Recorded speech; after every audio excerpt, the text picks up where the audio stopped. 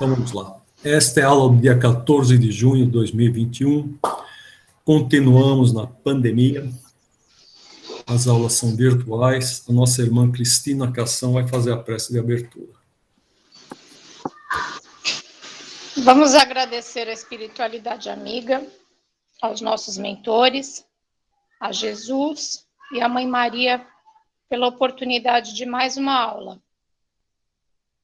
Que possamos receber o conhecimento da maneira devida, praticá-lo no nosso dia a dia.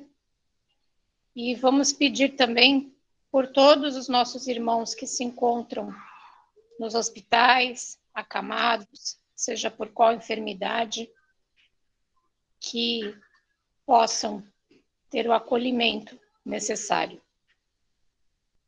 Que assim seja. Pai nosso, que estais nos céus, santificado seja o vosso nome. Venha a nós o vosso reino. Seja feita a vossa vontade, assim na terra como no céu. O pão nosso de cada dia nos dai hoje. Perdoai as nossas ofensas, assim como nós perdoamos a quem nos tem ofendido. E não nos deixeis cair em tentação, mas livrai-nos de todo mal, que assim seja, graças a Deus, graças a Jesus. O Evangelho, hoje eu escolhi, está no capítulo 27, item 5, eficácia da prece. O que quer que peças, prece. Vou desligar teu telefone, Cristo. O que quer que peças em prece, se crerdes que obtereis, então vos será concedido. Marcos. Há pessoas que contestam a eficácia da prece. Baseiam-se no princípio de que, conhecendo Deus as nossas necessidades, é supérfluo expô-las a Ele. Acrescentam ainda que, como no universo tudo se encadeia segundo leis eternas, nossas promessas não podem mudar os decretos de Deus. Sem nenhuma dúvida, há leis naturais imutáveis que Deus não derroga conforme o capricho de cada um. Mas daí a crer que todas as circunstâncias da vida são submetidas à fatalidade, há uma grande distância. Se fosse assim, o homem não seria mais que um instrumento passivo, sem livre-arbítrio e sem iniciativa. Nessa hipótese, não haveria outra saída senão curvar a cabeça sob o golpe de todos os acontecimentos, sem procurar evitá-los. Não deveria tentar desviar-se do raio. Deus não lhe deu o siso e a inteligência para que não os usasse, nem a vontade para não querer, e a atividade para permanecer sem agir. Como o homem é livre para agir, tanto num sentido quanto no outro, seus atos têm, para ele mesmo e para o outro, consequências que se subordinam ao que faz ou deixa de fazer. Há, portanto, por iniciativa dele, acontecimentos que forçosamente escapam à fatalidade e que não destroem a harmonia das leis universais. Na mesma medida que o avanço ou atraso da agulha de um pêndulo não destrói a lei do movimento, sobre a qual se estabelece o mecanismo.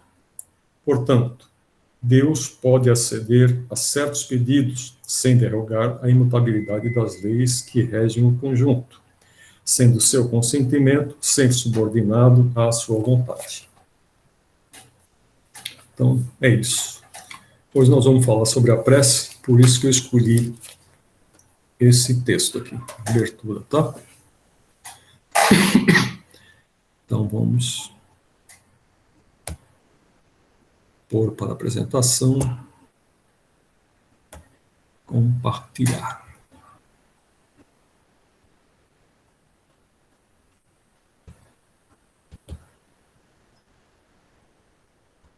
Está aqui.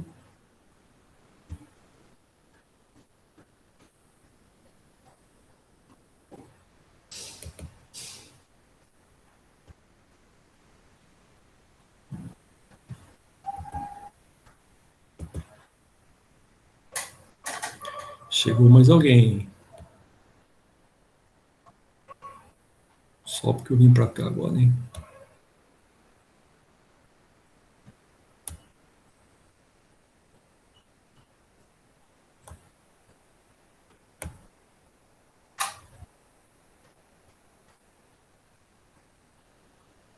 Entrou ou não? Entrou. Boa noite. Boa noite, Kátia. Boa noite, boa noite.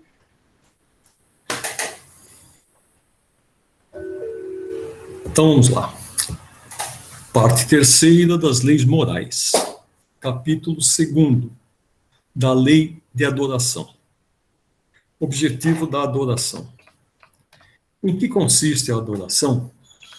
A elevação do pensamento a Deus, deste pela adoração aproxima o homem sua alma.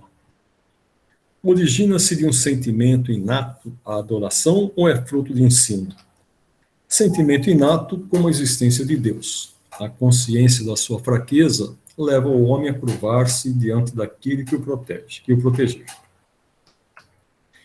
Terá havido povos destituídos de todo sentimento de adoração? Não, que nunca houve povos de ateus. Todos compreendem que, acima de tudo, há um ente supremo. Poder-se-á considerar a lei natural como fonte originária da adoração? A adoração está na lei natural, pois resulta de um sentimento inato no homem. Por essa razão é que existe entre todos os povos, se bem que sob formas diferentes. Adoração exterior. Precisa de manifestações exteriores à adoração? A adoração verdadeira é do coração. Em todas as vossas ações, lembrai-vos sempre de que o Senhor tem sobre vós o seu olhar. Será útil a adoração exterior? Sim, se não consistir num vão simulacro. É sempre útil dar um bom exemplo, mas os que somente por afetação e amor próprio o fazem, desmentindo com o proceder a aparente piedade, mau exemplo dão e não imaginam o mal que causam. Tem Deus preferência pelos que o adoram desta ou daquela maneira? Deus prefere os que o adoram do fundo do coração, com sinceridade, fazendo o bem e evitando o mal. Aos que julgam honrá-lo com cerimônias que os não tornam melhores para com seus semelhantes. Todos os homens são irmãos e filhos de Deus. Ele atrai a si todos os que lhe obedecem às leis, qualquer que seja a forma sob que as exprimam. É hipócrita aquele cuja piedade se cifra nos atos exteriores. Um exemplo dá todo aquele cuja adoração é afetada e contradiz o seu procedimento. Declaro-vos que somente nos lábios e não na alma tem religião aquele que professa adorar o Cristo, mas que é orgulhoso, invejoso e cioso, duro e implacável para com outrem, ou ambicioso dos bens deste mundo. Deus que tudo vê, dirá: o que conhece a verdade é 100 vezes mais culpado do mal que faz, do que o selvagem ignorante que vive no deserto. Como tal será tratado no dia da justiça. Se um cego, ao passar, vos derriba, perdoá-lo-eis. Se for um homem que enxerga perfeitamente bem, queixar-vos-ei e com razão. Não pergunteis, pois, se alguma forma de adoração há que mais convenha, porque equivaleria a perguntar-lhes se mais agrada a Deus ser adorado num idioma do que no outro. Ainda uma vez vos digo, até ele não chegam os cânticos, senão quando passam pela porta do coração. Merece censura aquele que pratica uma religião em que não crê do fundo da alma, fazendo-o apenas pelo respeito humano e para não escandalizar os que pensam de modo diverso? Nisto, como em muitas outras coisas, a intenção constitui a regra. Não procede mal aquele que, assim fazendo, só tem em vista respeitar as crenças de outrem. Procede melhor do que um que as ridicularize, porque então falta à caridade. Aquele, porém, que a pratique por interesse e por ambição, se torna desprezível aos olhos de Deus e dos homens. A Deus não podem agradar os que fingem humilhar-se diante dele, tão somente para granjear o aplauso dos homens. A adoração individual será preferível à adoração em comum? Unidos pela comunhão dos pensamentos e dos sentimentos, mais força têm os homens para atrair a si os bons espíritos. O mesmo se dá quando se reúnem para adorar a Deus. Não creiais, todavia, que menos valiosa seja a adoração particular, pois que cada um pode adorar a Deus pensando nele. Aqui é interessante, né? Antigamente, era comum as pessoas fazerem ofertas, deuses, né? Fazer essa adoração aqui, ficar, ainda hoje, os judeus, eles têm que ir lá no Muro da Lamentação e ficar colocando um recadinho naquele muro e balançando para frente e para trás lá, dizendo que obedece a Deus, que eles têm algumas palavras que eles têm que dizer continuamente ali. Eles ficam um tempão lá se balançando diante daquele muro, né? A gente vê na Igreja Católica, por exemplo, as pessoas ajoelhadas em frente às imagens, não importa que imagem que seja, né? Mas se ajoelham ali, fazendo uma espécie de adoração, fazendo seus pedidos, mas ao mesmo tempo fazendo essa adoração exterior que foi comentada aqui embaixo, né? Então, tudo isso acaba vindo com as práticas anteriores, que era preciso, muitas vezes, mostrar que era temente a Deus e assim por diante, né? Ainda hoje nós temos, em alguns países, principalmente onde prevalece a lei da Sharia, nos países muçulmanos, as pessoas têm que colocar o tapetinho em direção à Meca, se ajoelhar, fazer 5 orações por dia. Então, quando chega naquele horário, são obrigados a colocar o tapetinho lá e fazer oração. E no caso, por exemplo, não sei se vocês sabem, mas no caso do islamismo, eles não podem fazer isso em casa, eles têm que ir a um local que seja uma casa de Deus. E para o Islã, a casa de Deus é a casa de qualquer religião. Então, por exemplo, se nós tivéssemos um muçulmano aqui em São Vicente, como aqui nós não temos mesquita, ele poderia ir no nosso centro fazer essa adoração, ele poderia ir numa igreja católica, ele poderia ir num templo de Umbanda, não importa onde ele fosse. Ele tem que, na sexta-feira, ir a um local que seja casa de Deus, pode ser inclusive de outra religião, para que ali ele faça a sua oração. Nossa, isso eu não sabia. Eles aceitam qualquer templo, Isso é muito interessante, né? Na sexta-feira, eles têm que ir a um templo. Nos outros dias, eles podem fazer em casa. Esse lance aí de fazer virado para Meca, ele também acontece no judaísmo. Se você for a uma sinagoga, o altar, vamos denominar assim, porque é o que a gente conhece da Igreja Católica, né? Mas onde fica como que é o nome onde ficam os livros do judaísmo, ele tem que estar voltado para Jerusalém. Então, tudo que a gente vê no islamismo acabou sendo cópia do judaísmo, poucas coisas do cristianismo, a maior parte são cópias do judaísmo, né? Que era a religião que devia prevalecer naquela região quando Maomé acabou fundando o islamismo, né? Então, eles têm muito essa adoração exterior, eles são obrigados a irem nos templos, fazerem essa adoração. A gente preconiza, do Espiritismo, que não há necessidade de fazer essa adoração exterior, né? É preferível a adoração individual. Por isso que o Kardec perguntou. Até porque a gente sabe que Deus é onipotente e onipresente, né? Sim. Então, por isso que talvez Kardec tenha feito essa última pergunta aqui, né? Se bem que eles estão respondendo que quando a gente está em comunhão de pensamentos, sentimentos, em um grupo, a gente atrai mais os bons espíritos, né? Então, para isso é que existe a Casa Espírita, para que a gente faça as reuniões mediúnicas. Então, não importa quantas pessoas estejam reunidas. Jesus falava que se tiver 2 ou 3 reunidos em seu nome, que ali ele estará, né?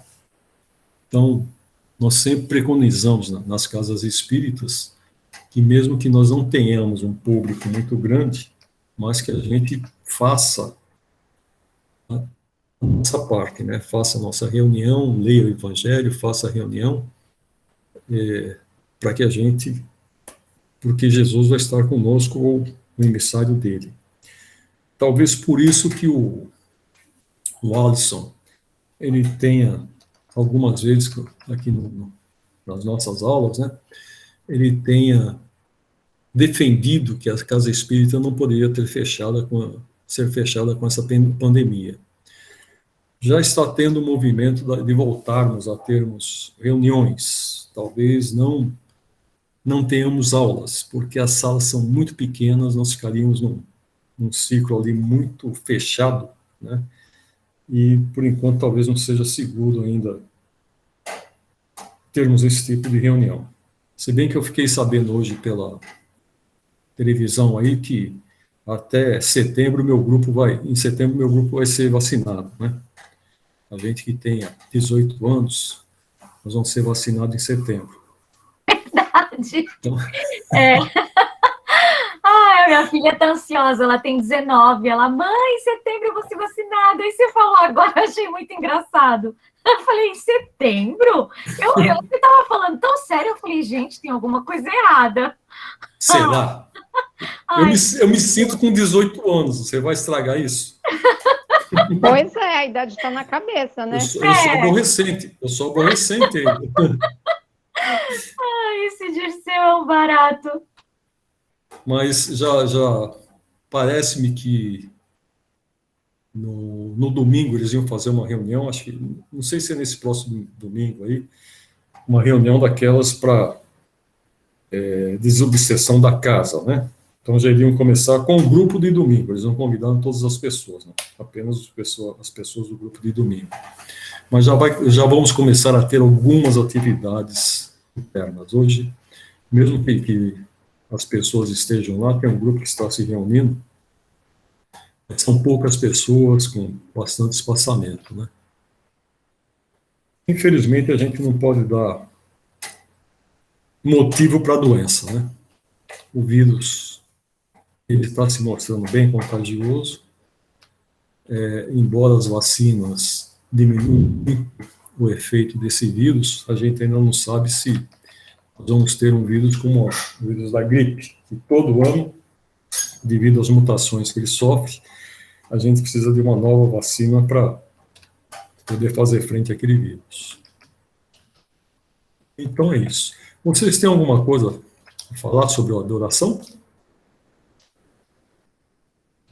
Kátia, a aula passada você não assistiu, né? As nossas aulas agora serão bem menos intensas, menos matéria, porque nós chegamos finalmente na parte onde havia parado no primeiro ano. Eu acabei fazendo uma revisão desde o princípio, tá? Agora nós chegamos na parte que ainda não havia sido dado, não foi comentado nada, então vai ter bem menos texto. Tá? Vão ser 4, 5 folhas só, e a gente vai ter mais tempo para, inclusive, para conversarmos, tá? Ai, que bom. Nessa questão da adoração, eu vou confessar que eu me lembrei de um livro, meu livro de histórias bíblicas, que foi presente do meu pai quando eu era criança, e me chamou muita atenção a história da adoração dos bezerros, os bezerros de ouro, né? Uhum. E, de repente, me veio essa dúvida, que a gente sabe que a Igreja Católica adora os santos, né? Então, tem o Santo Antônio, tem a Nossa Senhora Aparecida, tem vários santos. E no Espiritismo, a gente não tem essa questão de adorar santos, né? A gente não... Como é que funciona isso? O Espiritismo não reconhece, por exemplo, a Nossa Senhora Aparecida como uma santa? Enquanto você estava lendo, eu falei, gente, eu nunca tinha parado para pensar nisso, sabe? Entendi. Vamos lá. Veja bem, o judaísmo é uma religião puramente, só existe um Deus, né? Eles têm os profetas, mas Deus é um só. No caso do cristianismo, todos esses santos aí, eles poderiam ser considerados como se fossem os profetas, né? Acontece que a Igreja Católica ela foi santificando uma série de pessoas que às vezes nem mereciam ter sido santificadas, né?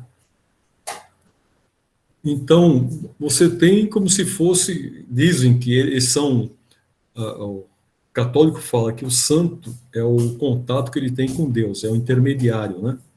A gente pode dizer que são espíritos, dentro do espiritismo, que todos esses santos, como eles foram viventes, como diz o gaúcho, né? Não foram viventes nessa terra, deixaram o seu testemunho, então nós poderíamos dizer que esses santos, eles são espíritos, talvez fossem mensageiros de Deus, né? A gente tem alguns exemplos aí, como, por exemplo, você falou de Santo Antônio, né? Santo Antônio ele é conhecido como, o nome dele era Fernando, você sabia? Hein, Kátia? Não sabia não. Não? Então, a história de Santo Antônio é o seguinte, Santo Antônio, ele é português, nasceu em Lisboa, e depois ele foi para Roma, ele acabou se unindo a São Francisco, e fez parte do grupo de São Francisco, tá? Então, ele nasceu em Lisboa e ele morreu em Pádua, por isso que ele é Santo Antônio de Pádua. Ele tem um lance que eu já comentei isso. Oi. Se não me engano, eu coloquei no grupo ontem um resumo da biografia de Santo Antônio. Ah, foi você que colocou? Foi. Tá. Eu comentei algumas aulas a respeito disso, que tem um fato, quando a gente está falando de bicorporeidade, né? O Santo Antônio, ele estava lá na Itália, e o pai dele, ele era de uma família abastada. E o pai dele, ele foi acusado de roubo, uma série de coisas, ele estava sendo julgado em Lisboa.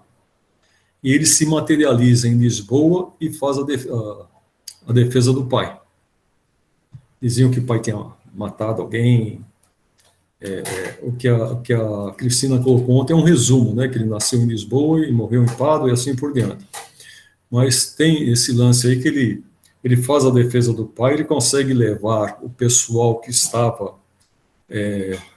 os juízes ali, levar até onde estava o corpo da pessoa que estavam acusando o pai de ter matado a pessoa, e conseguem pegar, inclusive, o assassino. Então, é um dos exemplos que a gente tem dessa bicorporeidade, né? Ele estando num lugar, ele se materializa em outro. Aqui no Brasil, nós tivemos um efeito semelhante dessa bicorporeidade com o Frei... Como que é? Ele é lá de Guaratinguetá. Eu não lembro o nome dele agora. Frei Galvão. Frei Galvão? Frei Galvão. Frei Galvão, ele estava em Guaratinguetá, e uma pessoa que estava morrendo em Jaú fez uma referência a ele, fez um pedido, e ele se materializou lá em Jaú e deu a extrema-unção para essa pessoa. Tem até, se você for em Jaú, nesse local aí tem alguma coisa falando a respeito dessa materialização, e fizeram uma igreja lá onde teve essa ocorrência, tá? E houve, durante esses milênios aí, outros espíritos, outros médiuns que conseguiram fazer isso também. Mas esses são dois exemplos, inclusive são ligados à Igreja Católica, e talvez por isso eles tenham sido santificados, né? Frei Galvão, há pouco tempo que aconteceu isso daí. Eu ouvi essa história do Frei Galvão. Viu? Sim. Vocês estão me ouvindo então, direito? Não entendi. Vocês estão me ouvindo direito? Agora sim. Agora sim. O meu fone está meio capenga. Ele está meio afônico. Agora, Então, uma coisa que eu acho admirável hum, é o sincretismo entre os santos da Igreja Católica com os santos da Umbanda e do Candomblé. é que para os negros, né, se eles fossem dar o nome dos santos deles e usar as imagens dos santos deles para as reuniões deles, os patrões, né, os proprietários de escravos não permitiriam. Então, o que eles fizeram? Eles começaram a usar a imagem dos santos católicos e dando o nome de santos do candomblé. Foi assim que surgiu o sincretismo? Sim. Meu Deus! Eu lembro até hoje, uma vez, um preto velho me falou isso na Umbanda, né? Não vai pensar que os orixás são brancos, os orixás são todos pretos. Com razão, né? Representa a raça deles, tem que ser todos pretos, né? Nossa, olha só. Se eles fossem fazer a imagem do santo, seria. Você já viu uma festa principalmente no candomblé, que eles colocam aquelas palhas na cabeça? Você já viu? Não. Eu só fui até hoje em roda de, acho que é herê, né? Criança, herezinho. Só quando eu era criança, que a minha tia me levava. Mas nunca mais fui num... Nas festas, quando eles vão raspar a cabeça de santo lá, fazer oferenda para o santo, eles usam essas roupas aí. Na Bahia tem muito isso, que o candomblé, na Bahia, ele é mais intenso que aqui, né? Aqui nós temos a Umbanda, e a Umbanda ela acabou fazendo uma interligação entre o espiritismo, entre o candomblé e entre o catolicismo, uma mistura ali. Uhum. Tem um livro que chama-se A Umbandã, que foi a Umbandã. É uma mensagem que, como o espiritismo aqui no Brasil, ele estava sendo muito elitizado, porque quem que praticava o espiritismo? As pessoas que podiam ir para a França, né? Então, os primeiros que foram para a França, que ficaram adeptos do espiritismo, vieram para cá, todos eles sendo pessoas de posse, começaram a fazer as reuniões, por isso é que chama mesa branca e assim por diante. Aí teve essa mensagem aí que a Umbanda ela foi criada para trazer a comunicação dos espíritos para as classes mais pobres. Então, o nome correto seria a Umbandã, né? Tem um livro do Robson, acho que é Robson Oliveira. Robson Pinheiro é o cantor e Robson Oliveira é o escritor, ou é o inverso. Que memória, hein? Que ou é o inverso. Mas é bem interessante. E como eu trabalho em programa de ensino integral, a gente tem uma disciplina chamada disciplina eletiva, em que 2 professores de áreas diferentes se unem para montar uma disciplina que agregue, né, as 2 áreas e as 2 determinadas disciplinas. Então, por exemplo, eu dou aula de português, eu me uno a uma professora de matemática e a gente tem que montar uma disciplina eletiva onde a gente trabalhe, né, as habilidades de português e matemática. E houve um evento em que eu me uni a uma professora de história, e nós trabalhamos essas questões ligadas à diversidade religiosa, e ela também, eu não conhecia, ela me apresentou o sincretismo da Igreja Católica com o Espiritismo e com os índios, porque cada um também representa um elemento da natureza. Eu sei que foi riquíssimo, assim, foi um en passant, né, porque essa disciplina eletiva, ela só dura 4 meses. Então, até a gente discutir tudo, é muito rápido, né, mas quando ela começou a falar, quando eu aprendi muito com ela, e quando vieram os textos mostrando o sincretismo também dos orixás, que cada um representa um elemento da natureza, eu achei lindo demais. Muitos dos nossos alunos tinham um preconceito enorme, perderam completamente o preconceito.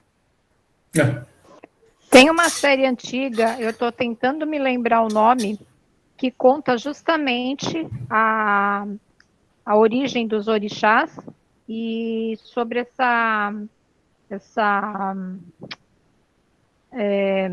que cada um representa Sincretismo. um elemento da natureza, né? E fala até sobre os santos. É uma série que se passa na Bahia. Eu não lembro o nome da série, mas ela é famosa. Tá na Netflix? Uma série. Olha, na Globoplay eu acredito que você vai encontrar. Na Netflix eu não sei. Eu vou tentar pegar o nome e aí eu passo lá no grupo. Tá bom. Mas é muito boa a série. Tá bom. A Cultura está apresentando um programa que é um Francisco, ele fala Procurando Kardec, né? Não sei se vocês já tiveram Não estou nem tendo tempo de ver TV. Não.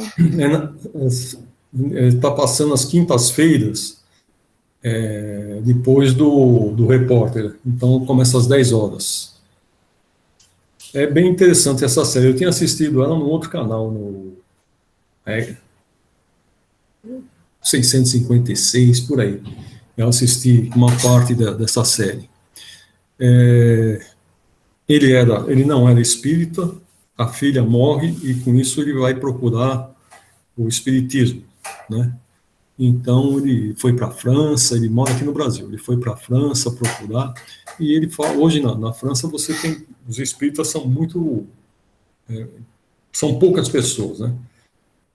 São poucos os centros espíritas, são poucos os praticantes de espiritismo na França. Mas ele consegue falar com algumas pessoas, com alguns filósofos, com escritores, né? Com historiadores. Ele não fica só dentro da doutrina, ele vai procurar as origens de o Kardec, como é que ficou o kardexismo e assim por diante. É bem interessante.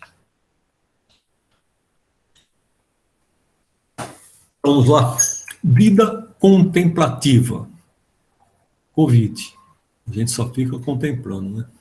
Mas vamos lá. Tem perante Deus algum mérito os que se consagram à vida contemplativa, uma vez que nenhum mal fazem e só em Deus pensam? Não, porquanto, se é certo que não fazem o mal, também o é que não fazem o bem, e são inúteis. Ademais, não fazer o bem já é um mal. Deus quer que o homem pense nele, mas não quer que só nele pense, pois que lhe impôs deveres a cumprir na terra. Quem passa todo o tempo na meditação e na contemplação, nada faz de meritório aos olhos de Deus, porque vive uma vida toda pessoal e inútil à humanidade, e Deus lhe pedirá contas do bem que não houver feito. Bem interessante e bem profundo esse texto, né? Então, aqueles ermitões que acham que estão lá meditando, que estão se aproximando de Deus, na realidade, pela resposta dos espíritos aqui, ele não está se aproximando de Deus. Ele está ficando uma pessoa inútil, né?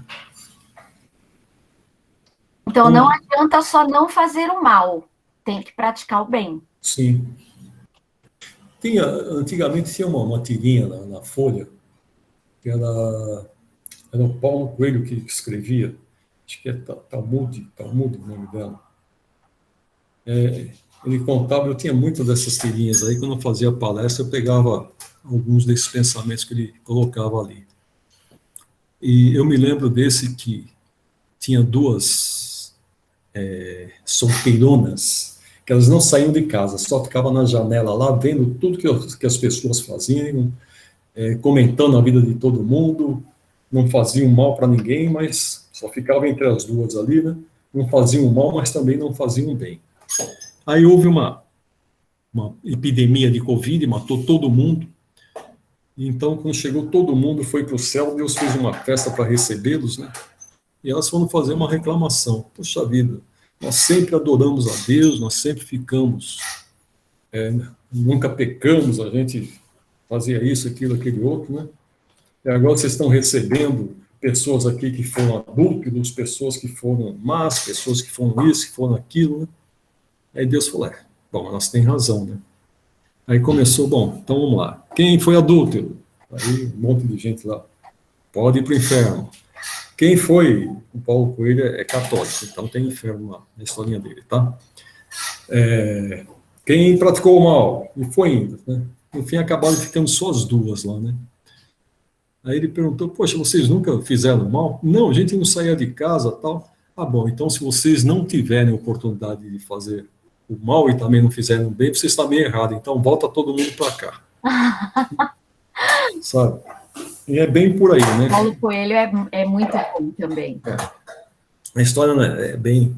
O texto é diferente, faz muito tempo que eu li isso daí, não estou lembrando integralmente o texto. Mas faz total sentido.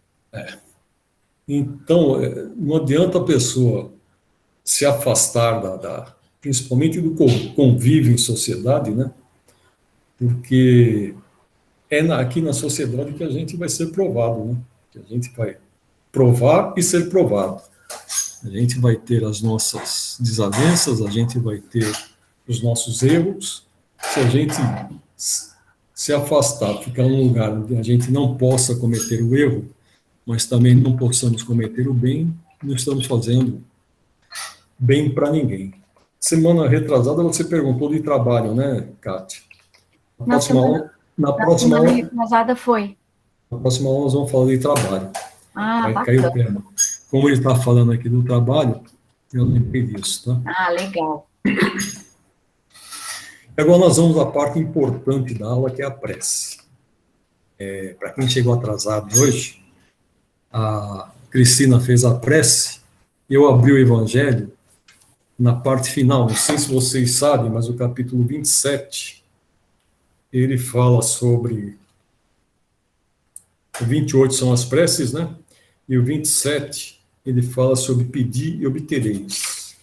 E aqui tem a qualidade da prece, a eficácia da prece, a ação da prece e transmissão do pensamento, preces inteligíveis, da prece pelos mortos e pelos espíritos sofredores, instruções dos espíritos, maneira de orar. Isso no capítulo 27. E depois tem a aventura da prece. E no capítulo 28 nós temos coletâneas de preces espíritas. Se vocês depois abrirem o seu evangelho, tem aqui oração dominical, e tem uma coisa que eu acho interessante. O Oliveto, ele quando ele foi sequestrado, não sei se vocês lembram, né? Ele participou de uma entrevista depois, e o repórter perguntou para ele se ele tinha mudado, né?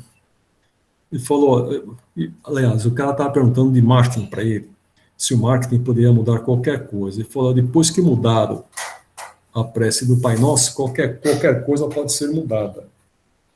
Antigamente, no final da prece, a gente não falava dos ofensores, falava-se dos devedores, né?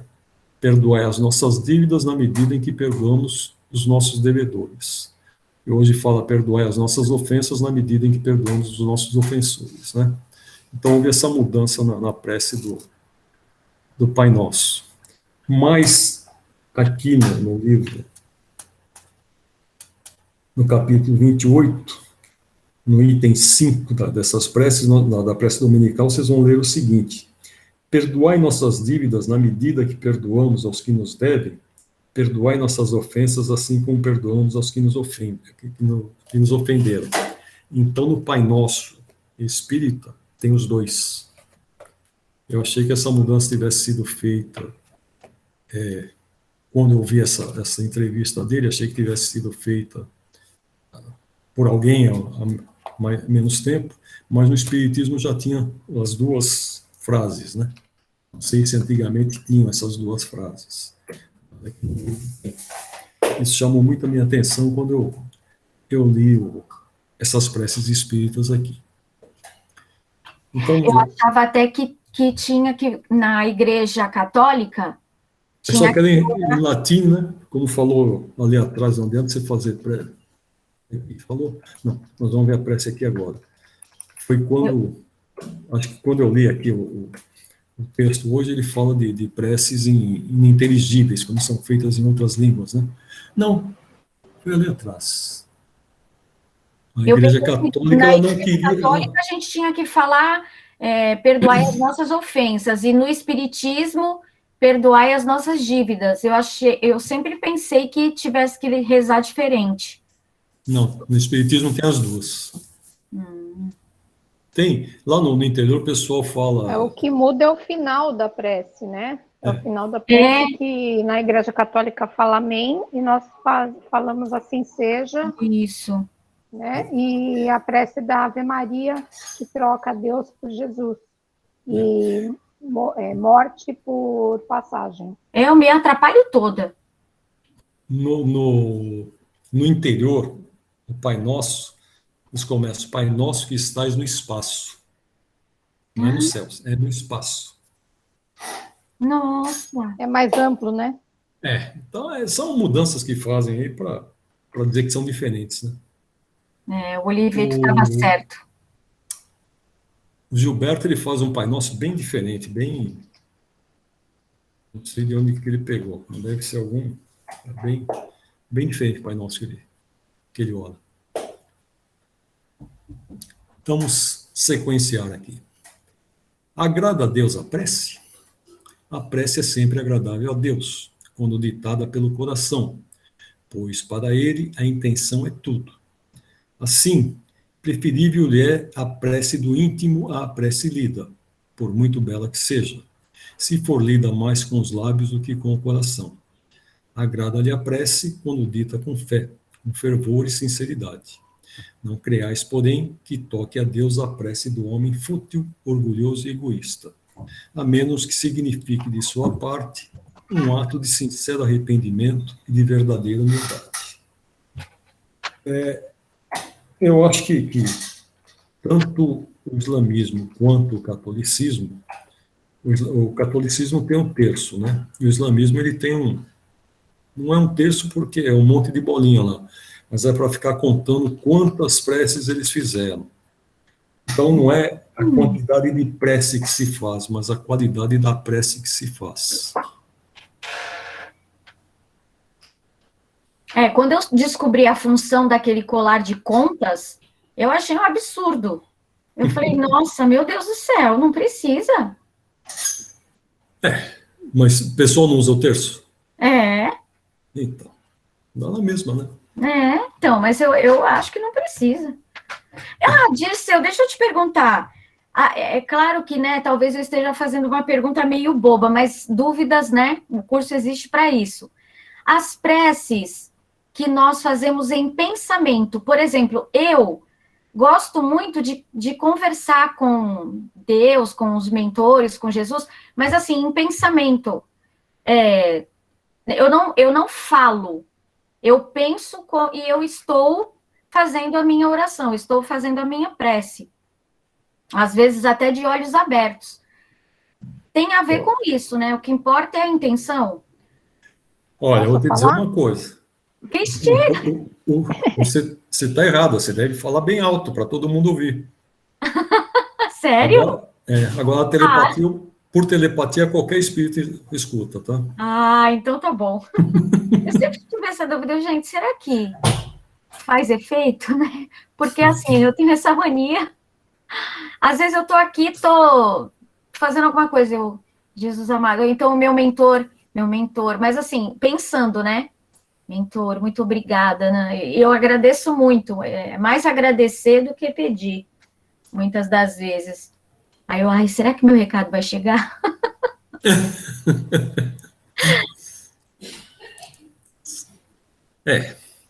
Quanto a isso, eu estudei no curso do Evangelho que basta você estar em sintonia, que Deus percebe toda a sua intenção. Você pode estar orando, cozinhando, você pode estar orando, fazendo o que quer que seja, desde que teu pensamento seja no bem, né? E são formas, né? São todas formas de oração. E quanto ao terço, faz parte dos dogmas da Igreja Católica, né? Ou de outras. Eu, por exemplo, há tanto tempo que eu estou no Espiritismo, e eu ainda sinto necessidade, às vezes me sinto em falta, quando eu deixo de fazer alguma coisa, faz tanto tempo que eu não assisto uma missa. Não sei.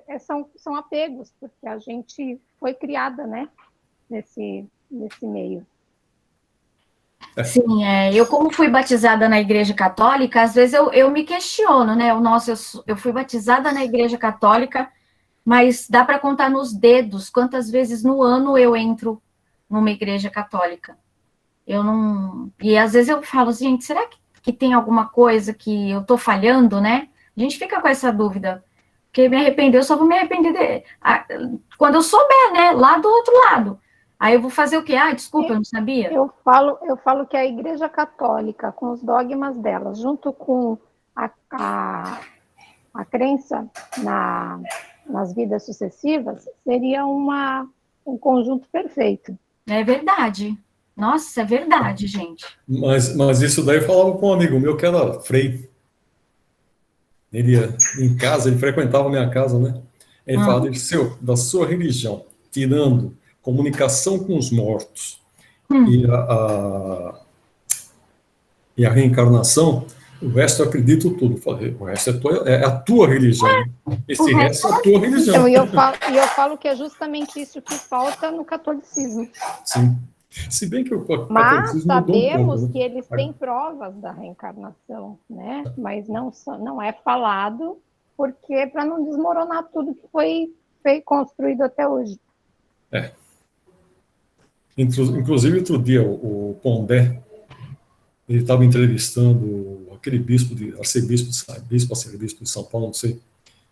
Aí, eram várias pessoas. Quando chegou ele para fazer a pergunta, ele falou: como é que eu faço para criar uma religião que perdure por 2000 anos? Nossa! E, realmente, né? 2000 anos que essa religião está aí, aos trancos e barrancos, com uma série de problemas, já foi bem possessivo, hoje já está mais... com tudo, né? E é uma religião que se perpetua, né? Sim. E está aí, né? Tem muitos seguidores. Fazer o quê? Por isso só falta a crença nas vidas sucessivas. Sim. Eu acho que a resposta para Kátia está na seguinte questão aqui, né? Você viu na 659? Qual o caráter geral da prece? A prece é um ato de adoração. Orar a Deus é pensar nele, é aproximar-se dele, é pôr-se em comunicação com ele. Há 3 coisas podemos propor-nos por meio da prece: louvar, pedir e agradecer. Nossa! Respondeu. Tá? Então, por isso foi falado que em qualquer momento que você esteja, desde que você leve o seu pensamento, você está orando. Vocês estavam falando da Igreja Católica. O lema de São Paulo é: fora da caridade não há salvação. Né? O lema da Igreja Católica é: fora da Igreja não há salvação. Nossa! Então, por isso que, assim, Dirceu, eu acho assim, eu acho que vai da evolução de cada espírito estar no local que lhe é mais aprazível, entende? Por isso que tanta gente, eu não me identifiquei com o espiritismo, eu gostei da Igreja Católica, eu não quero nenhum dos dois, eu gostei da Umbanda. Então vai muito da elevação espiritual da pessoa, daquele indivíduo, e onde ele se afina, né? Sim.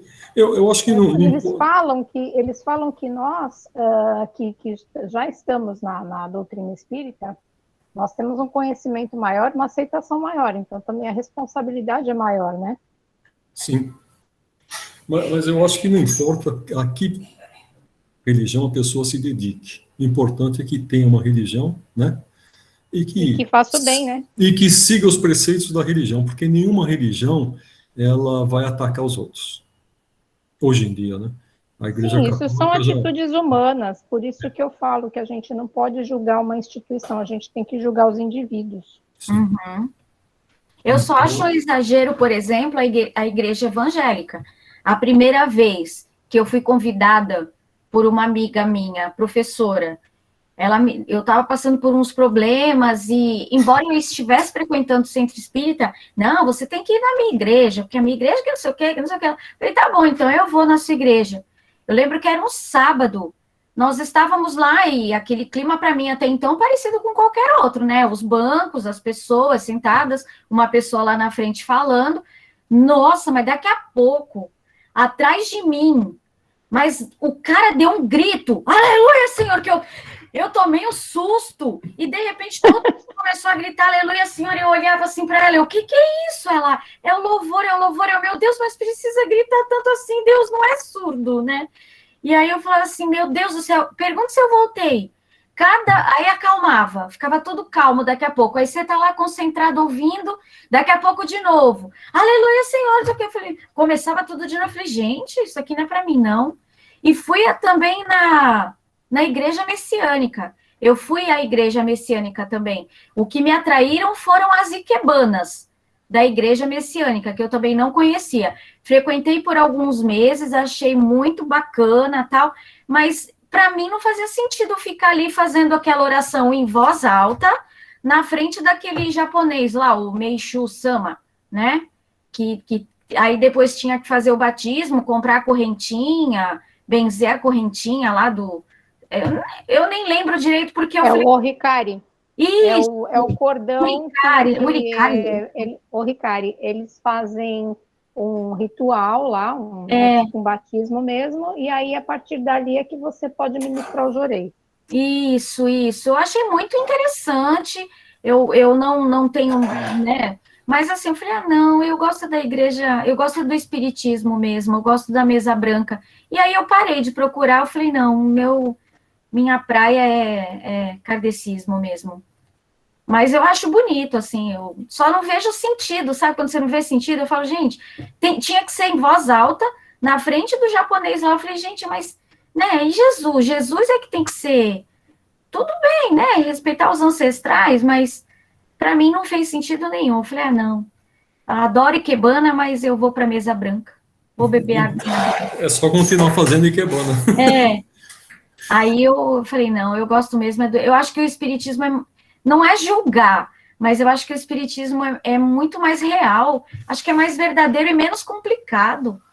O espiritismo não tem simbologia, né? Então você não tem batismo, você não tem nada. Você entra a hora que quer e sai a hora que quiser também. E aceita todo mundo, né? Não tem preconceito, aceita todo mundo. O espiritismo não está lá pedindo dízimo, não sei o quê. Verdade. Nossa, uma vez eu fui a um salão de manicure e a manicure estava contando para outra amiga, né? Ela fazendo minha unha, eu quietinha, não a conhecia, e ela contando: nunca mais eu vou a uma igreja católica. Parece que o marido dela tinha passado por uma situação muito difícil de desemprego e eles não tinham dinheiro nem para comprar o leite. O marido ficou o dia inteiro na rua procurando um bico para poder levar leite para o filho. No desespero, ele entrou numa dessas igrejas católicas e pediu, né, ajuda. Aí entrou, parece que lá no que eles chamam de ministério, conversou com o pastor, aí o pastor entregou um envelope para ele, a moça contando, né? Aí o pastor entregou um envelope para ele e falou que a graça dele seria proporcional à ajuda que ele oferecesse naquele momento, né, para Deus. E aí ele falou assim, não, vocês não estão entendendo, eu entrei aqui para ver se alguém pode me dar dinheiro para comprar leite para o meu filho. Eu não tenho o que colocar nesse envelope. E aí ele saiu revoltado, né? Porque ele falou, poxa, aqui que todo mundo fala que a gente tem ajuda, nem aqui eu acho ajuda. Ele ficou traumatizado. Ele falou, você não acredita contando para a esposa. Me deram... Mas ministério pastor tá mais evangélica, né? Então é isso. Porque seria altar e padre, né? Ou sacristia, no caso, se fosse a igreja católica. Porque, olha, aí você fala, né, poxa vida, a gente não tinha dinheiro e tinha que enfiar um dinheiro lá no envelope. Ele não tinha nada. Saiu de lá revoltado, xingando. Mas tem um detalhe também, viu, Kátia?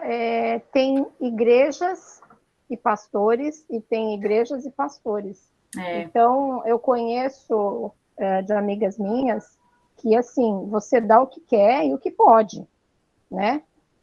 Mesmo sendo templos evangélicos, né?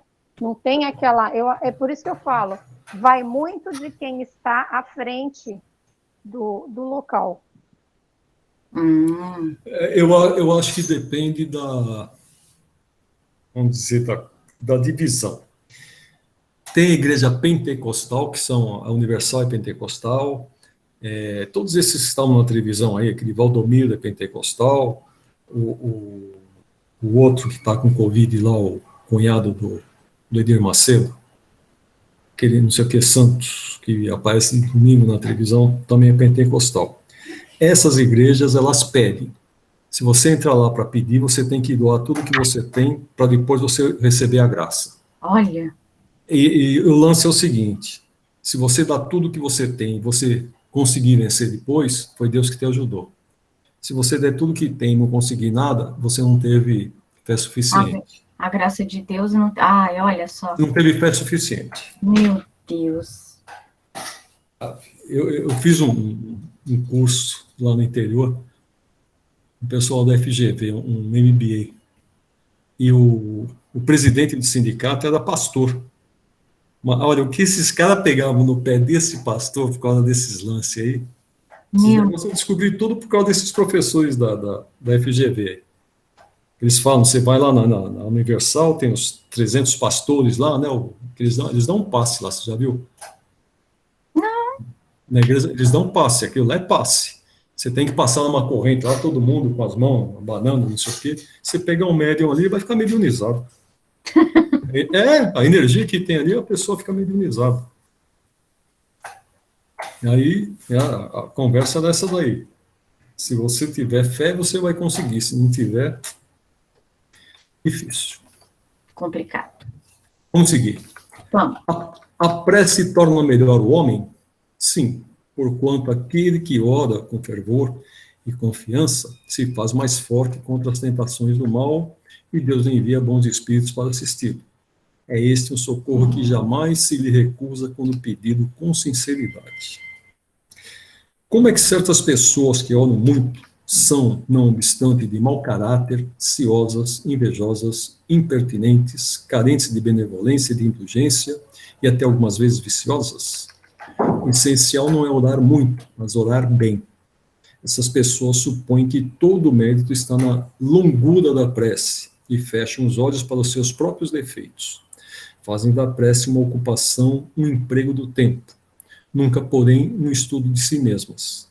A ineficácia em tais casos não é do remédio, sim da maneira por que o aplicam. Pesado, hein? Poderemos inutilmente pedir a Deus que perdoe as nossas faltas? Deus sabe discernir o bem do mal. A prece não esconde as faltas. Aquele que a Deus pede perdão de suas faltas só obtém mudando de proceder. As boas ações são a melhor prece, por isso que os atos valem mais do que as palavras. Eu fiz amarelo aqui, mas ainda é a resposta do Espírito, então vou ter que mudar isso depois. Pode-se com utilidade orar por outrem?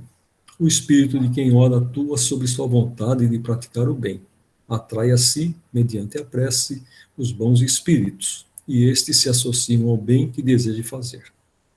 O pensamento e a vontade representam em nós um poder de ação que alcança muito além dos limites da nossa esfera corporal. A prece que façamos por outrem é um ato dessa vontade. Se for ardente e sincera, pode chamar em auxílio daquele por quem oramos os bons espíritos, que lhe virão sugerir bons pensamentos e dar a força de que necessita em seu corpo e sua alma. Ainda que a prece do coração é tudo, a dos lábios nada vale. Minha filha, toda vez que o moleque lá tá ranheta, tá com algum problema, mãe, Désio, o Vitor, tá lá nos Estados Unidos. A avó benze daqui. É um barato isso. Olha que legal, né? A fé, gente. Sim. Que lindo. É interessante porque ele fica bom, né? Olha. E é por isso que minha filha vive pedindo, né? Antes era para minha mãe, agora é para a mãe. Que Agora é maravilha. para a mãe dela. Antes era para a avó, agora é para a mãe. Que interessante. Podem as pressas que por nós mesmos fizermos mudar a natureza das nossas provas e desviar-lhes o curso? As vossas provas estão nas mãos de Deus, e algumas há que têm de ser suportadas até o fim. mas Deus sempre leva em conta a resignação. A prece traz para junto de vós os bons espíritos, e, dando-vos estes, a força de suportá-las corajosamente. Menos rudes elas vos parecem. Hemos dito que a prece nunca é inútil quando bem feita, porque fortalece aquele que ora, o que já constitui grande resultado. Ajuda-te a ti mesmo e o céu te ajudará, bem o sabes. Ademais, não é possível que Deus mude a ordem da natureza ao sabor de cada um. Porquanto o que, do vosso ponto de vista mesquinho e do da vossa vida efêmera, nos parece um grande mal, é quase sempre um grande bem na ordem geral do universo. Além disso, de quantos males não se constitui o homem, o próprio autor pela sua imprevidência ou pelas suas faltas? Nós comentamos isso aqui na semana passada, né? A gente, Sim. aquilo que do nosso ponto de vista às vezes é um grande mal, acaba sendo um grande bem. Ele é punido naquilo em que pecou. Todavia, as súplicas justas são atendidas mais vezes do que supondes. Julgais de ordinário que Deus não vos ouve, porque não faz a vosso favor um milagre, enquanto vos assiste por meios tão naturais que vos parecem obra do acaso ou da força das coisas. Muitas vezes também, as mais das vezes mesmo, ele vos sugere a ideia que vos fará sair da dificuldade pelo vosso próprio esforço. É isso aí, né? A gente tem uma inspiração, acaba vencendo aquilo que para a gente era um mal, e a gente nem percebe, mas fomos induzidos a ter aquela atitude, aquele pensamento. E tem o fator também, eu disse o que a gente já conversou umas vezes aí, que oração, por exemplo, é a mistura de orar mais ação. Então, sim, Deus ajuda quem se ajuda. Sim, realmente. Se você quiser que os outros rezem por você, você não quer fazer sua parte, não vai adiantar nada, né? Pois é. Essa pergunta aqui, ó. Será útil que oremos pelos mortos e pelos espíritos sofredores? E neste caso, como podem as nossas preces lhes proporcionar alívio e abreviar os sofrimentos? Têm elas o poder de abrandar a justiça de Deus? Aí vem a resposta que é do Espírito São Luís. A prece não pode ter por efeito mudar os desígnios de Deus, mas a alma por quem se ora experimenta alívio, porque recebe assim um testemunho do interesse que inspira àquele que por ela pede, e também porque o desgraçado sente sempre no refrigério quando encontra almas caridosas que se compadecem de suas dores. Por outro lado, mediante a prece, aquele que ora concita o desgraçado ao arrependimento e ao desejo de fazer o que é necessário para ser feliz. Neste sentido é que se pode lhe abreviar a pena, se por sua parte ele secunda a prece com a boa vontade. O desejo de melhorar-se, despertado pela prece, atrai para junto do espírito sofredor espíritos melhores, que o vão esclarecer, consolar e dar-lhe esperanças. Jesus orava pelas ovelhas desgarradas, mostrando-vos, desse modo, que culpados vos tornaríeis se não fizesseis o mesmo pelos que mais necessitam das vossas preces.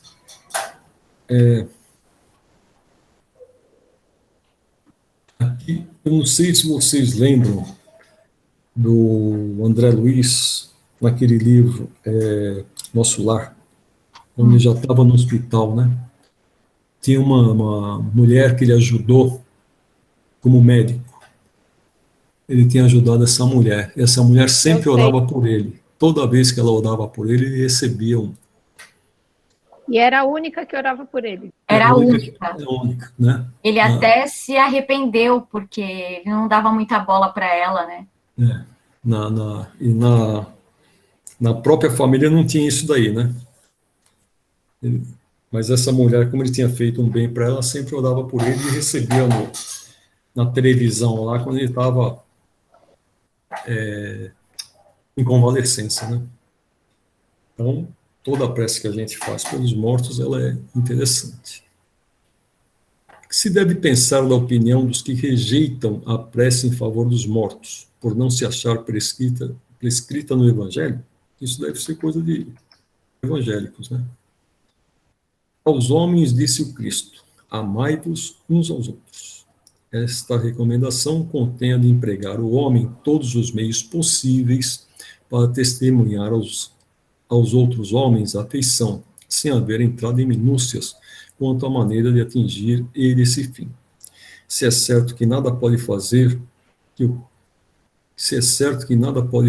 o Criador, imagem da justiça perfeita, deixe de aplicá-la a todas as ações do Espírito, não menos certo é que a prece que lhes dirigis por aqueles que vos inspira afeição constitui para este um testemunho de que dele vos lembrais. Testemunho que forçosamente contribuirá para lhe suavizar os sofrimentos e consolá-lo, desde que ele manifeste o mais ligeiro arrependimento, não só então é socorrido. Nunca, porém, será deixado na ignorância de que uma alma simpática com ele se ocupou. Ao contrário, será deixado na doce crença de que a intercessão dessa alma lhe foi útil. Daí resulta necessariamente de sua parte um sentimento de gratidão e afeto pelo que lhe deu essa prova de amizade ou de piedade. Em consequência, crescerá num e noutro reciprocamente o amor que o Cristo recomendava aos homens. Ambos, pois, se fizeram assim obedientes à lei de amor e de união de todos os seres, lei divina de que resultará a unidade, objetivo e finalidade do Espírito. Nota de Allan Kardec, resposta dada pelo Sr. Monod, espírito, pastor protestante em Paris, morto em abril de 1856.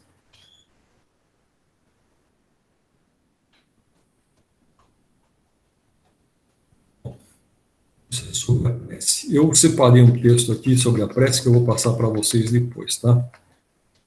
Algumas passagens da Bíblia e tem algumas, inclusive do Espiritismo. Tem um livro que chama-se Prece segundo o Evangelho, que tem alguns apontamentos. Da lei de adoração. Pode-se orar aos espíritos? Pode-se orar aos bons espíritos como os mensageiros de Deus e os executores de suas vontades. O poder deles, porém, está em relação com a superioridade que têm alcançado e demanda sempre do Senhor de todas as coisas, sem cuja permissão nada se faz. Eis porque as preces que se lhes dirigem só são eficazes e bem aceitas por Deus. Eu já comentei na outra aula, eu vou deixar aberto aqui que eu vou mudar aquele texto. Eu já comentei na outra aula, não sei se vocês se lembram, todos esses locais de grande aglomeração de pessoas, né? Você falou da Nossa Senhora Aparecida, a Basílica lá de Aparecida, lá em Fátima, lá em Lourdes, no México também tem uma que eu não lembro o nome. Quase todos os países têm um local lá que tem uma santa, geralmente é Maria que apareceu de alguma forma, né? Eu passei até uma relação que tinha uma centena aí, já faz algum tempo para vocês.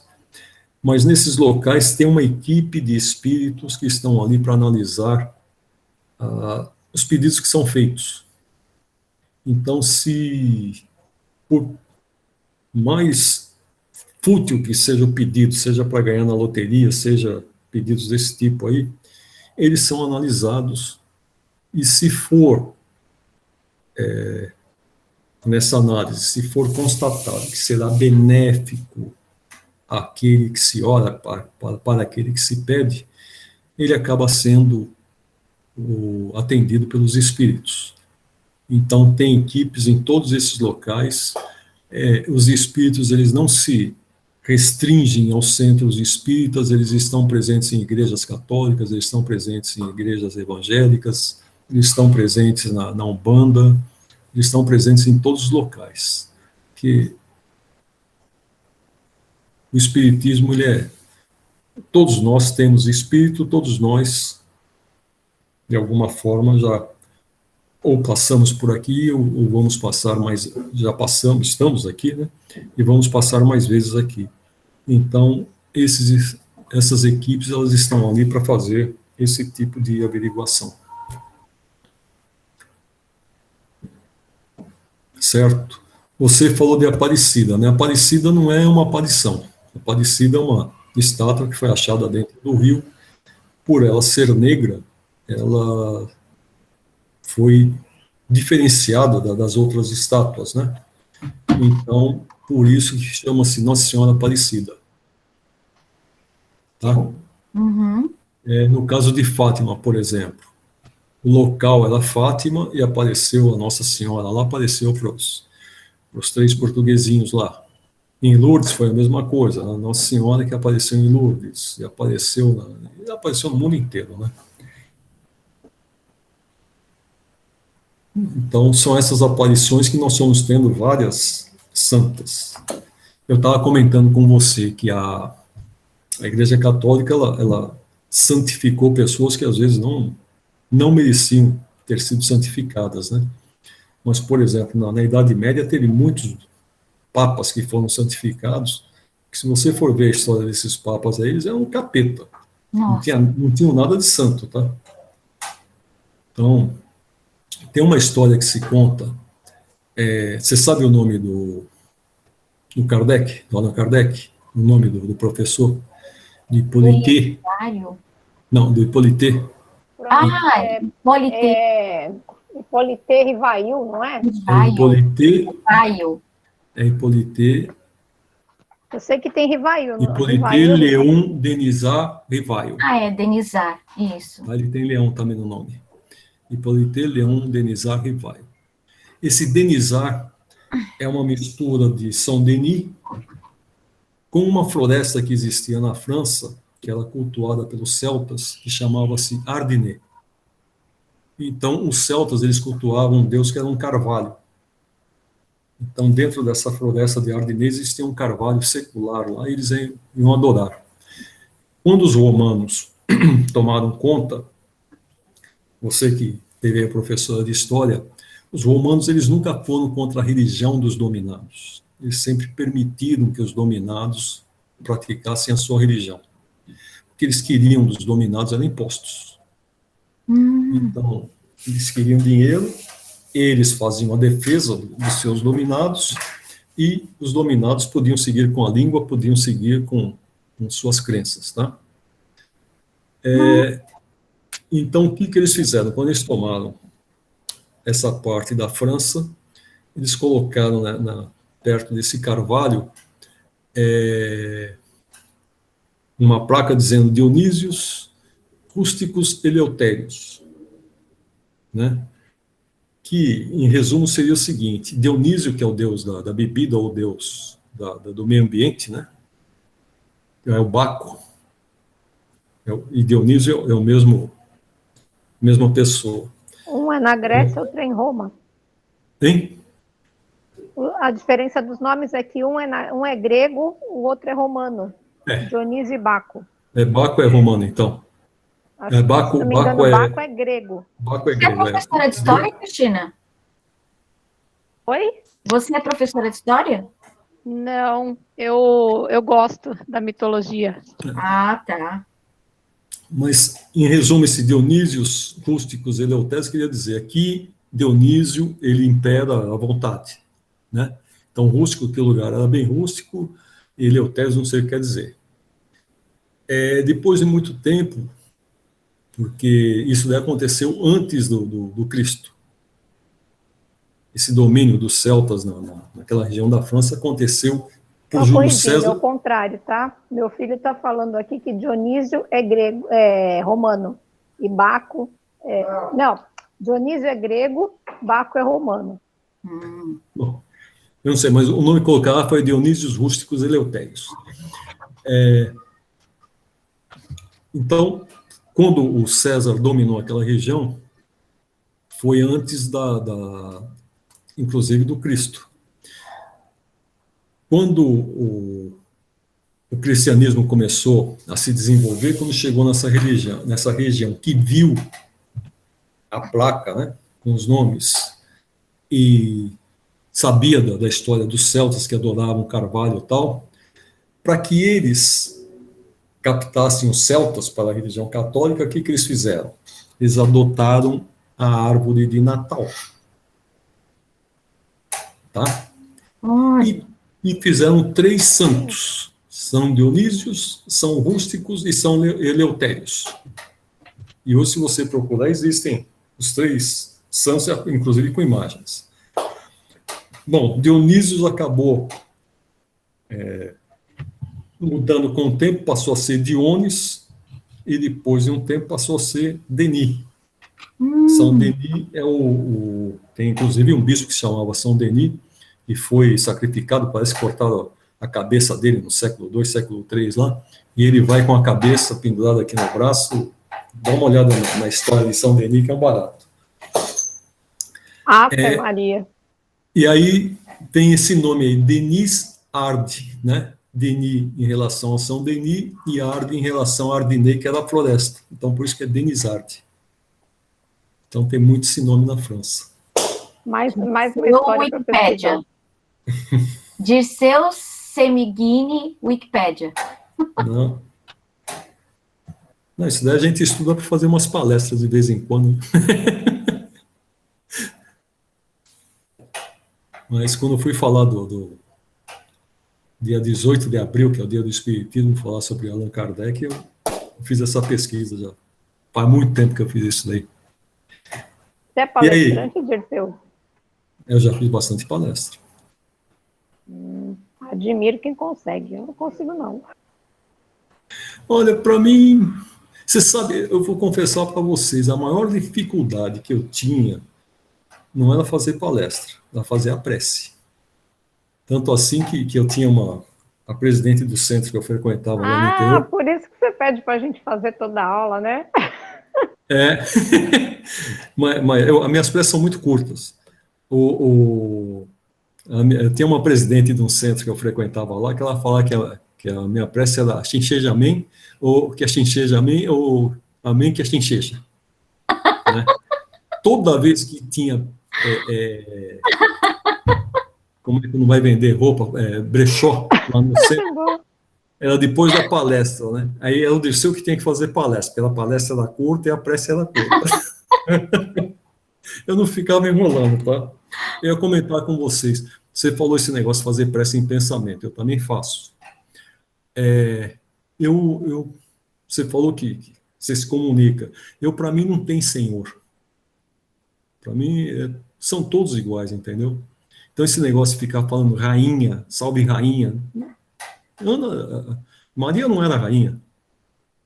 Né? Isso é coisa que foram associando com o rei e rainha. Nesse tempo aí que a pessoa, para ser respeitada, tem que ser rei ou rainha. Agora, esses espíritos, eles nunca pediram esse tipo de que você tem que chamar de senhor, que você tem que chamar de...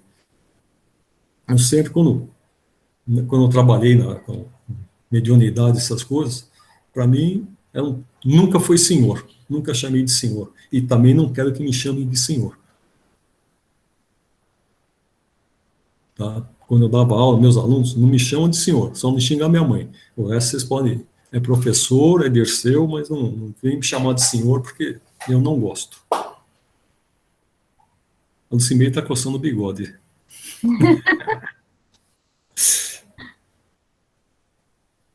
Ok, Dirceu. Você.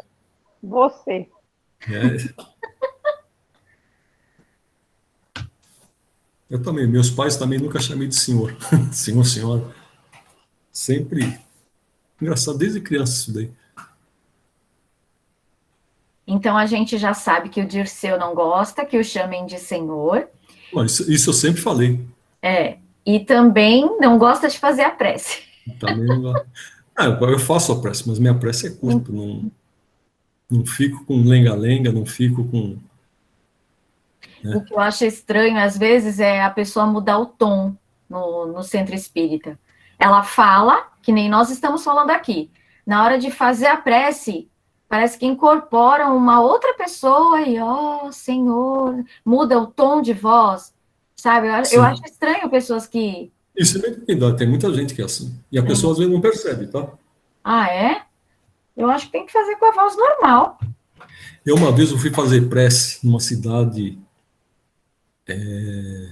Flórida Paulista. Eu fui fazer uma palestra lá e eu fui com uma amiga minha. Então, durante a viagem, ela falou, o que você vai falar, né? Ah, vou falar isso, falar aquele outro, tal. Quando chegou lá que eu comecei a fazer a palestra, eu não falei nada daquilo que eu tinha falado para ela. Eu fiz uma palestra toda diferente, né? Então não foi você, né? Ela ficou apavorada, ela chegou para aquela presidente da casa lá, falou, nossa, o Dirceu vai se perder, porque ele veio falando para mim que ia falar isso, e agora ele está falando, não se preocupe, isso é que esse povo aqui precisa ouvir. Ele está falando exatamente o que eles precisam ouvir. Eu falei totalmente diferente, né? Que coisa, né? E quando ela veio falar para mim, falou, puxa vida, achei que você fosse se perder. Eu falei, não sei, na hora começou a mudar, engatei para outro lado, né? Foi a inspiração, né? A vozinha, as vozezinhas. E uma vez eu passei uma... Qual foi o filme que eu assisti, que a pessoa o cara ia fazer uma palestra, chegou lá na hora, ele não conseguia fazer, aí o espírito colou nele e ele fez a palestra toda incorporada. Esse é o Divaldo. Não foi o Divaldo? Foi o Divaldo. Ah, foi o Divaldo. É o Divaldo. Aí depois ele acha que os espíritos vão ajudar, e o espírito chega para ele e fala, nunca mais te ajudo. Eu vou te ajudar hoje, mas nunca mais te ajudo. Foi. Uma vez eu estava em casa, ia fazer um domingo. Ia fazer uma prece e tal, estava na frente da casa, estava um calor tremendo lá, é muito quente, né? Quem é de Fernandópolis sabe como é que faz calor lá naquela região. Aí meu filho chegou e falou, pai, você vai para Aldiframa? Eu vou. Você já viu o tempo que está formando lá atrás? Gente, eu estava olhando o sol bonito aqui atrás, o tempo estava preto.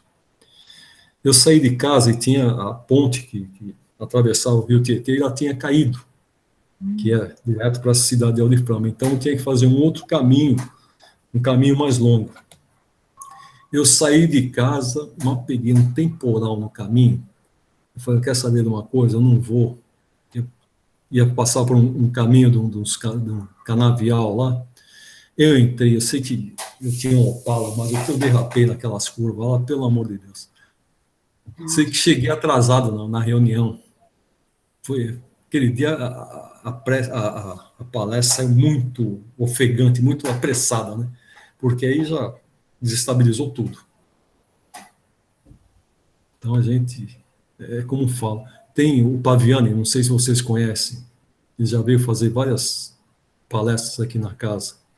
O Paviani é de Votuporanga. E ele chegava antes na casa, né? Quem não conhece, ele é bem novo. Agora tá velho. Mas ele era parecia um molequinho. Ele chegava e ficava sentado lá.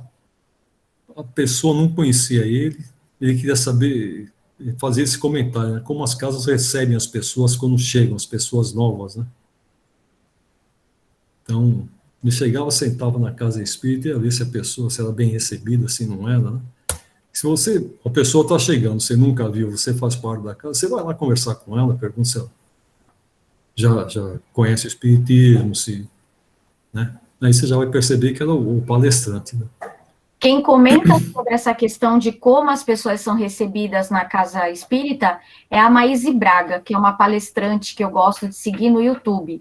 Ela comenta muito sobre tomarem muito cuidado, né, os trabalhadores das casas espíritas, tomarem muito cuidado com essa questão de observarem que tem uma pessoa nova chegando na casa, acolher essa pessoa, receber, perguntar se está tudo bem, né, fazer mesmo uma acolhida, né, porque às vezes as pessoas entram na casa espírita, ela comentando, a Maís, né, os trabalhadores se acham os donos da casa, literalmente, né, e fazem, às vezes, nariz torto, às vezes porque a pessoa está mal arrumada, ou mal vestida, ou mal cheirosa. É uma das palestras da Maíse Braga falando sobre essa questão. de que a forma como se recebem, como se receber as pessoas, né, conta bastante dentro de uma casa espírita. Eu vou ser sincera, eu tomei um susto uma vez com a nossa casa, com o Semente, porque eu gosto muito de ler. Eu não estou lendo agora livros espíritas, porque realmente, com essa pandemia, não dá tempo. Que nem eu estou aqui, eu parei para fazer o curso, mas já semana passada, por exemplo, eu não consegui entrar no curso porque eu estava trabalhando. Então, está muito corrido, eu parei de ler. Mas, quando inauguraram a biblioteca lá, nossa, eu era louca da biblioteca do Semente. Toda hora eu ia lá com a minha carteirinha trocar. Só que houve um episódio de fechamento de nota. Período, o professor sabe, né? Aquelas 2 semanas de fechamento de notas. Eu não devolvi o livro. Nossa, mas teve um dia que a pessoa ligou para cá, foi uma mulher. Eu acho até que foi a dona do centro lá, a líder lá. A Sheila. A Sheila. Nossa, mas ela me deu uma bronca. Shirley, isso. Mas me deu uma bronca, porque eu estava com o livro há mais dias, mas assim, uma bronca mesmo. Nunca mais eu peguei um livro na biblioteca. Eu falei, não preciso passar por isso. Se eu quiser, eu vou lá e compro, então.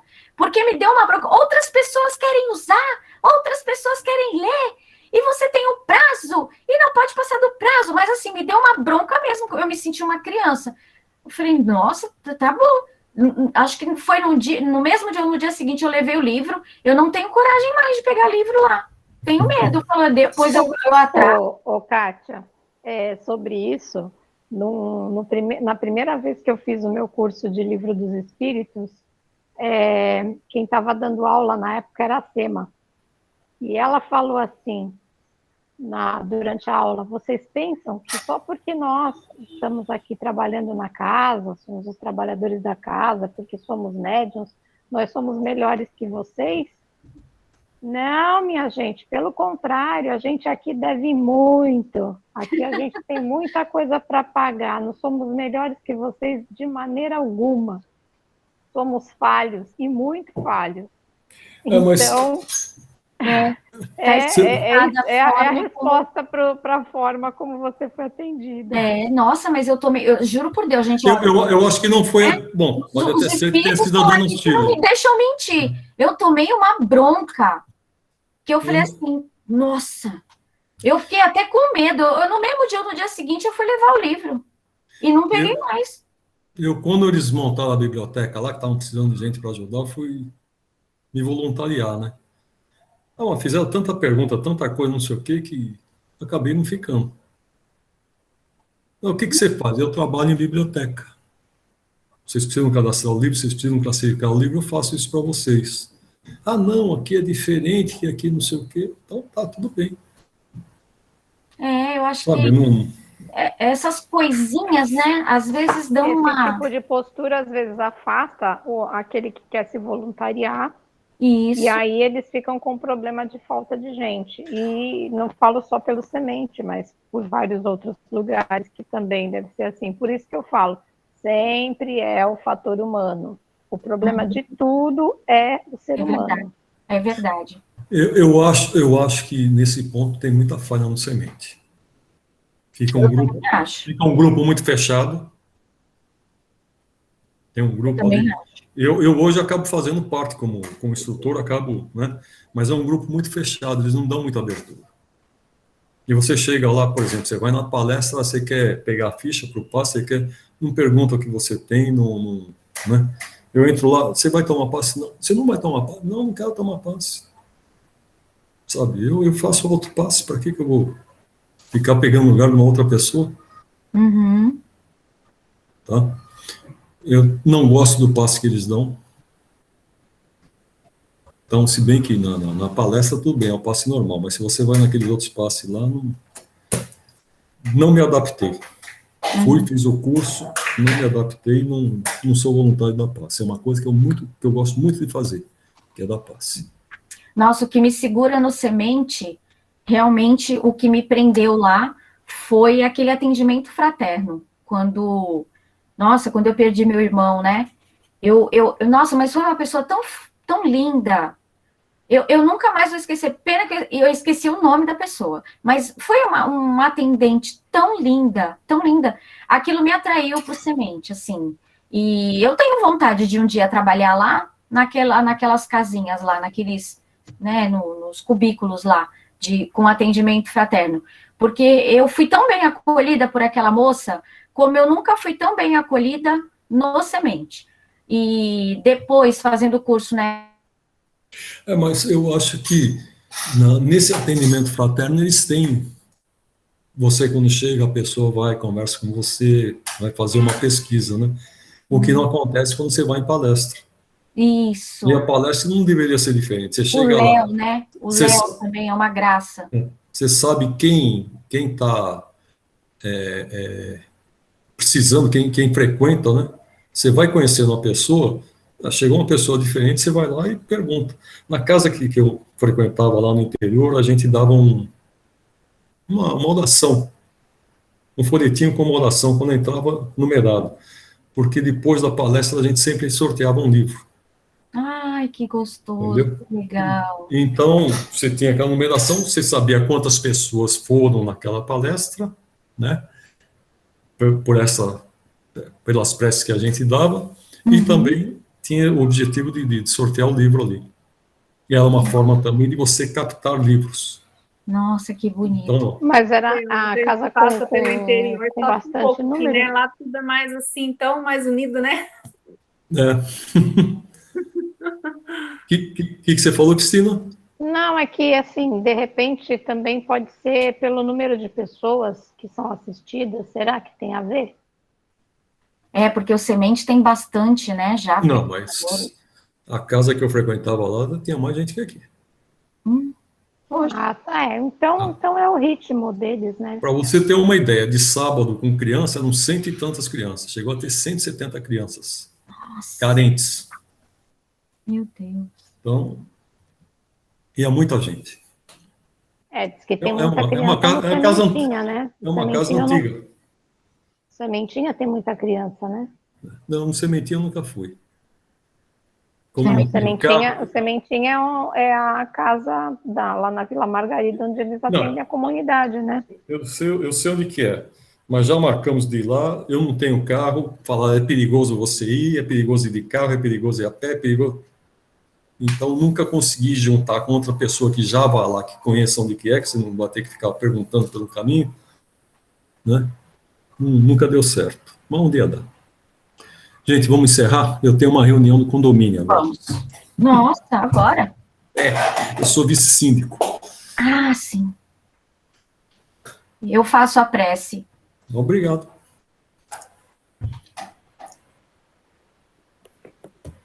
Obrigada aos nossos amigos e mentores espirituais por estarmos aqui neste momento, nós quatro, ainda que virtualmente, de certa forma assistidos por legiões de espíritos do bem, de luz. Quero agradecer pela leitura, pelas discussões, pelos aprendizados, pelas trocas que fizemos hoje. Pedir para que nos seja possível estar na próxima segunda-feira juntos, porque os momentos os quais estamos passando são realmente surpreendentes e misteriosos. Como faço em todas as minhas preces, e como gostei da ideia do nosso instrutor Dirceu, eu não peço para que a Covid acabe, mas para que a humanidade aprenda rapidamente o que deve aprender com essa pandemia, porque baseando por mim mesma, baseada em mim mesma, eu posso dizer que estamos no nosso limite de resiliência dessa fase a qual estamos passando. Mas agradecemos a Deus por todas as lições que com elas temos aprendido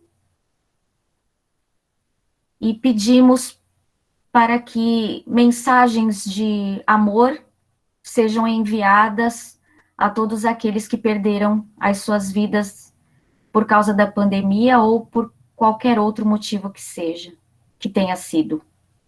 Obrigada, meu Deus. Obrigada, Jesus. Obrigada aos nossos mentores que nos assistem, que nos intuem, que nos protegem, que nos enchem de graças, desde a hora que acordamos até a hora em que vamos dormir e, principalmente, aqueles que nos acompanham durante o nosso sono. Que assim seja, graças a Deus.